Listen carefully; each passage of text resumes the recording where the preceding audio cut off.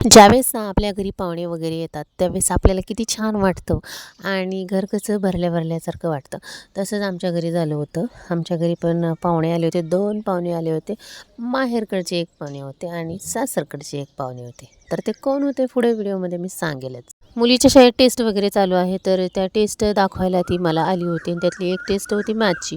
आणि मग मी म्हटलं चला आज प्रँक करूया आईबरोबर. तर आणि एप्रिल म्हणजे तसा तर एप्रिल महिना नव्हताच लागणार, सकाळ उठून एप्रिल महिना लागणार होता, तर म्हटलं एप्रिल फूलसुद्धा करूया. तर तिला मी म्हटलं टेस्ट त्रिशाची आहे. तर ती म्हटली काय आहे? तर मी म्हटलं त्रिशाची टेस्ट आहे. तर तिला मी म्हटलं अगं ती नापास झालेली आहे, 0 मार्क पडलेले आहेत मॅथ्समध्ये. मग असं म्हटल्यानंतर आमची आई शॉक झाली आणि म्हटली, "अरे च्या, तू एवढी हुशार आहे म्हणतीयेच म्हणतात सगळी आणि तुला 0 मार्क? नाही, नाही, नाही. तुला 0 मार्क पडूच शकणार नाही." तिला एवढं सांगितलं, एवढं म्हटलं, पण तिनं ते मान्यच केलं नाही. ती म्हणली, "नाही, तुझी पोरं हुशार आहेत आणि ती नापास होऊच शकणार. कमी एखाद्या वेळेस पडू शकतील, पण नापास केलं नाही." तिचा एवढा आत्मविश्वास, एवढा कॉन्फिडन्स बघून मी सुद्धा थक्क झाले. कारण म्हणजे किती विश्वास असतो ना, किती विश्वास म्हणजे तिला खूप ट्रस्ट आहे माझ्या मुलांवरती आणि खूप प्रेम आहे माझ्यावरती, मुलांवरती. तसं तर सगळ्या आयांचं आपल्या मुला-मुलींवरती प्रेम असतंच आणि प्लस त्यांच्या नातूवरती सुद्धा. तर अशीच म्हणजे थोडीशी ती आजारी होती म्हणून ती आलेली होती आणि आजारी जरी असली तरी आई आपलं काम करायचं सोडते का नाही. तर शेजाऱ्याने भाजीपाला भरपूर दिलेला होता. गवार दिली होती, घेवड्याची शेंग दिली होती, किलो किलो 2-2 किलो सगळं दिलेलं होतं, भरपूर होतं सगळं. आणि मग त्यांनी निवडायला घेतलं होतं. त्यांनी म्हणजे गुलाबी साडीवाली आहेत आमच्या मिस्टरांच्या आत्या आणि ग्रे कलरची साडी आहे ती माझी आई आहे. तर त्या दोघींच्या गप्पा चांगल्या चाललेल्या होत्या आणि चांगलं करमून गेलं होतं दोघी. मस्त दोघी एन्जॉय करत होत्या गप्पा-चप्पा. आणि कसं अशा वयामध्ये एखादा माणूस गप्पा वगैरे मारायला असलं म्हणजे छान वाटतं त्यांना आणि वेळ पण निघून जातो. म्हाताऱ्या माणसांना कसं टी व्ही वगैरे पाहायला असलं, गप्पा वगैरे मारायला असलं का त्यांचा खूप छान असा वेळ तर ते करत होते. आणि लोणचं करायला घेतलं होतं. म्हणजे आंबे जे पडलेले होते ना, त्याचं लोणचं करायला घेतलं होतं. सगळे म्हणत होते की लोणचं चांगलं होणार नाही, कारण आंबे पडलेले आहेत, आंब्याला मार लागलेला आहे, म्हणजे खराब लोणचं होईल असं म्हणत होते. तर मी तसंच 20-25 आंब्याचं लोणचं अगोदर घातलं होतं ह्याच्या अगोदर, म्हणजे मागच्या 8 दिवसापूर्वी. आणि एवढं छान ते मुरलं, एवढं छान सगळ्यांना आवडलं. संपूर्ण निम्मं लोणचं राहिलेलं आहे. तर तसेच आंबे आता वारं ना, म्हणजे वारं खूप सुटत आहे. हे आंबेसुद्धा भरपूर पडत आहेत, तर भरपूर आंबे आहेत. त्यामुळे आता परत 20-25 आंब्याचं लोणचं परत करायला घेतलेलं आहे. त्याचीच तयारी चाललेली आहे आणि मी उकळीवरती हळकुंड कुटत आहे.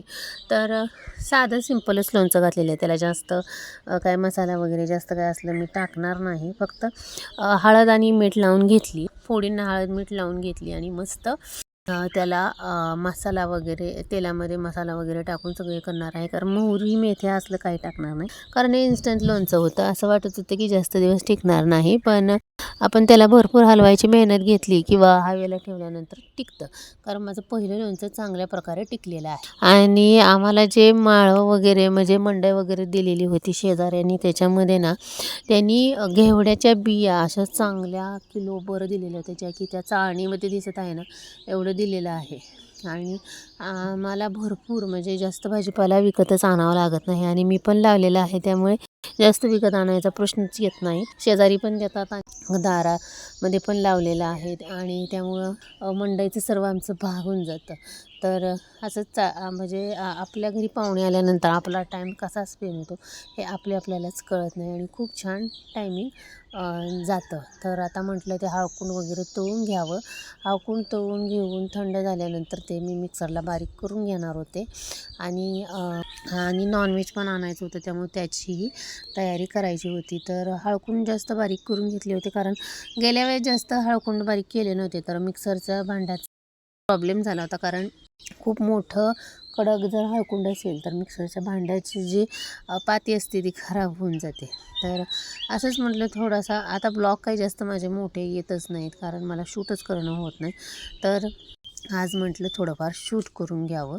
तर हे असं लोणच्याला मोठं मीठ बारीक करून ह्याला टाकलेलं आहे, तर हे असं पाणी सुटलेलं आहे. आणि मी जे तुम्हाला लोणचं म्हणलं होतं की जे पहिलं मी केलेलं होतं 8 दिवसापूर्वी, ते आता असं झालेलं आहे आणि काय त्याचा स्मेल येत आहे. अरे वा, मस्तच, खूपच छान स्मेल येत आहे आणि एवढं छान मुरलेलं आहे की आता सगळ्यांनी खाऊन हे लोणचं एवढं राहिलेलं आहे. म्हणजे आणखीन एवढी एक भरणी जी होती ती संपलेली आहे आणि आता एवढं शिल्लक राहिलेलं आहे. आता हळकुंड वगैरे तळून घेते, छान तळून घेते एकदम मंद आचेवरती.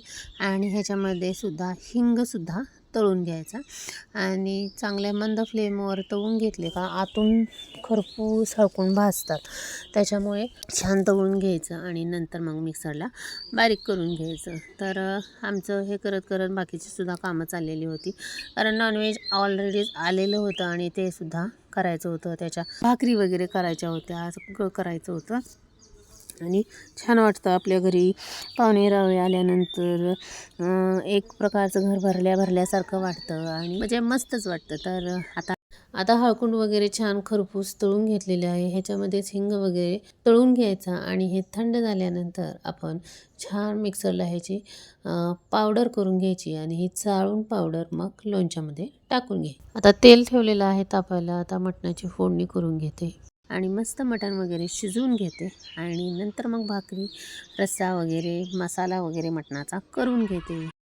आज ना बिर्याणी वगैरे स्किप केलेली आहे, सुक्कंसुद्धा करणार नाही. आज फक्त रस्सा, भाकरी असा बेत करणार आहे. तसं तर ना आज चुलीवरच सगळं करायचं होतं, पण ना बाकीची सर्व कामाने खूप उशीर झाला होता. उन्हाळी सामान पण थोडं थोडं करायचं चालू आहे आणि हा लोणच्याचा राडा घातलेला, ते लोणचं सगळं करायचं, त्यामुळे खूप उशीर झालेला होता.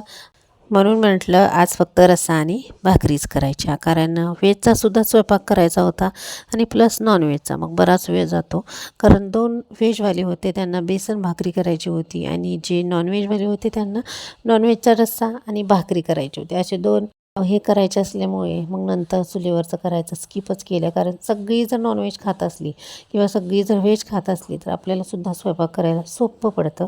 आणि व्हेज नॉनव्हेज असं असेल तर मग सगळा म्हणजे भरपूर वेळ लागतो सगळ्या बाकीच्या गोष्टीला, कारण डबल स्वयंपाक करावा लागतो. आणि म्हणून मी ठरवलं की आज चुलीवर नाही करायचं, आज चुलीवरच खरं तर करायचं होतं, पण म्हटलं नकोच म्हणून स्किप केलं. तर दिवसभराचं काही रुटीन शूट केलेलं नाही.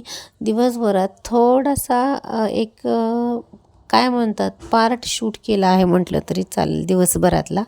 तर असा होता आजचा व्लॉग. कसा वाटला तेही नक्की कमेंट करून सांगा. आवडला असेल तर नक्की लाईक करा, शेअर करा, सबस्क्राईब करा. चला तर भेटूया पुढच्या व्लॉगमध्ये, नवीन व्हिडिओमध्ये. चलो बाय.